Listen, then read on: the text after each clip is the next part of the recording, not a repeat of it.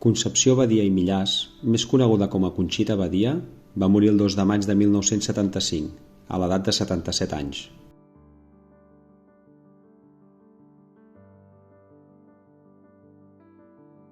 Durant l'últim mes de vida, la destacada soprano estava ingressada a la Clínica Corachán de Barcelona per culpa d'una greu malaltia o fetge que li provocava forts dolors. Tot i això, tenia la lucidesa de poder atendre tothom que l'anava a visitar. A la clínica hi van assistir figures destacades del món de la música. Carlo Del Monte, el seu alumne tenor instal·lat a Mèxic, va arribar a temps a visitar-la i dedicar-li unes quantes cançons. La famosa pianista Alicia de la Rocha, qui venia a veure-la entre els concerts que tenia programats a Alemanya, i la seva alumna més destacada, Montserrat Caballé, qui un migdia, al peu del seu llit, li va cantar La Nana, de Manuel de Falla, i O mio bambino caro, de Giacomo Puccini. A més, va atendre moltes trucades de personatges destacats, coneixedors del seu estat de salut greu.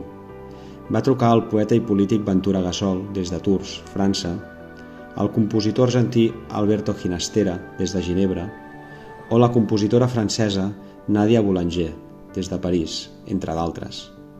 La seva habitació va quedar plena de flors rebudes d'arreu del món, sobretot dels seus alumnes argentins, i també vingudes des del Japó, Canadà, Puerto Rico, Londres o Suècia.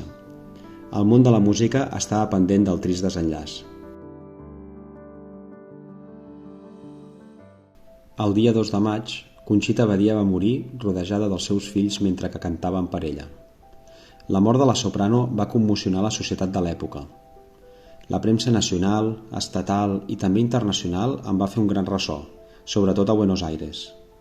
Els diaris argentins com La Nación, La Razón, El Clarín o El Faro d'Espanya van publicar notícies i l'esquela de la seva mort.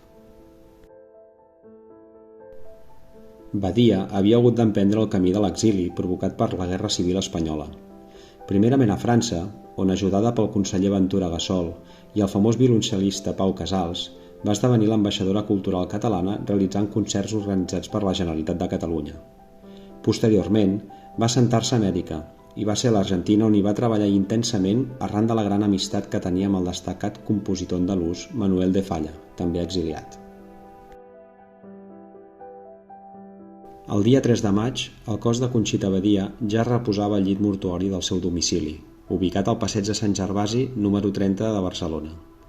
Familiars i amics es van poder acomiadar en la intimitat.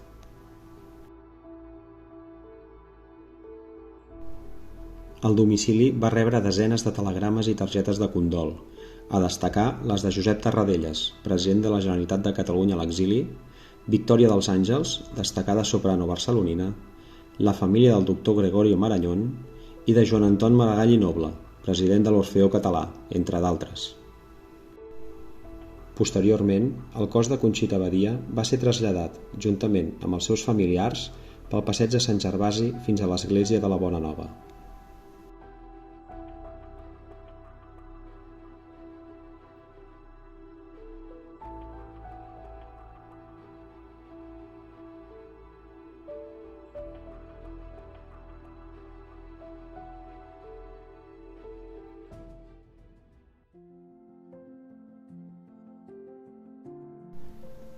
A 2:45 de la tarda es va iniciar la missa de Corpore in Sepulto. Tothom disposava del recordatori on hi destacava el següent text. Sempre he sentit follia de cantar, tota ma vida ha estat plena de cançons. Per quan arribi l'hora del perdó, Senyor, feu que us l'implori cantant una cançó. A l'altra pàgina s'hi podia llegir una poesia de Ventura Gasol titulada Invocació al Mestre, inspirada en Dedicatòria d'Enric Granados. Mestre meu, que ets amb Déu, no estiguis tant temps absent que ja em cansa l'esperança i em moro d'enyorament. Mestre meu, que ets amb Déu, vine un xic de vora meu. L'alè teu dintre meu sento amb esborronament. L'alegria serà el dia que jo pugui eternament fer ben teu l'anhel meu, fondre'ns dintre un mateix Déu.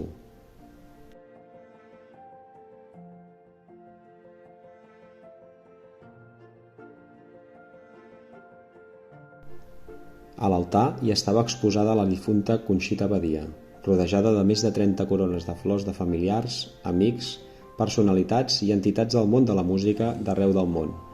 L'ambient era d'una gran comunió. El cant d'entrada va ser Glòria a vos, oh Crist. Les seves filles li van dedicar unes paraules de record. La Carme va dir el següent: que l'amor i la donació que ha tingut sempre per tots en sigui un exemple viu i camí a seguir en aquesta vida. La seva altra filla Mariona va continuar amb les següents paraules: us donem gràcies, Senyor, pels talents que heu concedit a la nostra mare, que ella ha fructificat i ha compartit amb els deixebles i amics, i que nosaltres, les seves filles, n'hem disfrutat sempre. Perquè el seu fruit perduri en tots nosaltres, preguem al Senyor, us ho demanem, Senyor. Entre les lectures es va cantar el cant d'esperança de vida eterna, i els cants de comunió van estar formats per les cançons Ningú no ho sap i La vall del riu vermell. Finalment, tothom es va posar dempeus i es van acomiadar de Conxita Badia cantant la cançó Vell Pelegrí. Seguidament, el cos de la soprano va ser traslladat al cementiri de Montjuïc. La sepultura que va acollir les seves despulles va ser l'hipogeu de la família del seu marit Ricard Agustí Montsec, ubicat a la via de Sant Francesc, agrupació novena número 8. L'any 1919, aquesta sepultura havia estat adquirida pel seu pare, Jaume Agustí Quintana, qui havia estat conseller de l'Ajuntament de Barcelona i un personatge destacat en el sector de la construcció. Els primers difunts enterrats a l'hipogeu van ser els seus avis, Andreu Agustí Ribera i Maria Montsec. Posteriorment, van inhumar-hi el titular de la sepultura, Jaume Agustí Quintana, i el 2 d'abril de 1964 hi van enterrar el cos de Ricard Agustí Montsec, marit de la Conxita Badia. Mort el dia 31 de març, el seu cos va ser traslladat des del seu domicili del passeig de Sant Gervasi, 30, fins a l'església de la Bona Nova i, finalment, enterrat a la sepultura familiar. L'any 1975, la sepultura va acollir les despulles de Carme Agustí Montsec i el dia 3 de març del mateix any van fer-hi l'enterrament de la Conxita Badia i Millàs, tal com indica la inscripció del seu nom a la làpida sepulcral.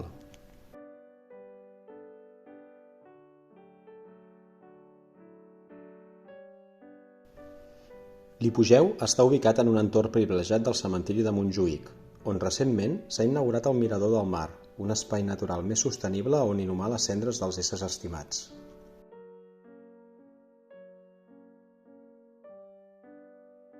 A més, la ruta històrica del cementiri guia els visitants a conèixer sepultures de personatges destacats, com per exemple el Panteó de Francesc Macià, president de la Generalitat de Catalunya Republicana, la tomba de Manuel Carrasco i Formiguera, líder polític afusellat pel franquisme, i l'arcapella del reconegut artista Joan Miró. Fins a dia d'avui, la sepultura Agustí acull descendents i familiars de la Conxita Badia, com va ser la seva filla Carme Agustí Badia, morta el 8 de març del 2014. Durant mesos es van realitzar tota mena d'actes i homenatges a la memòria de la Conxita Badia, que mostraven la gran admiració que la societat tenia a la seva figura. Al cap de 2 dies del seu enterrament, al domicili on va viure la soprano, es va fer un homenatge íntim dut a terme per una de les seves alumnes predilectes, la soprano argentina Marisa Landi, amb l'acompanyament del distingit pianista Manuel García Morante. Les ràdios també van posar en antena una sèrie de concerts sota el títol Homenatge a Conxita Badia, on la soprano Montserrat Alavedra va interpretar obres d'Enric Granados, Frederic Mompou i altres compositors que van tenir una estreta vinculació amb la cantant. Al cap de poques setmanes, Joan Alavedra, l'escriptor i periodista que també va ser el biògraf de Pau Casals, va presentar la biografia Conxita Badia, una vida d'artista, a la sala dels Amics de Granados i davant de centenars de persones. A l'estiu es van realitzar diversos concerts on la seva figura hi era present, com per exemple en el concert de Montserrat Caballé a la Corunya o el gran homenatge que se li va retre al Teatre Colón de Buenos Aires.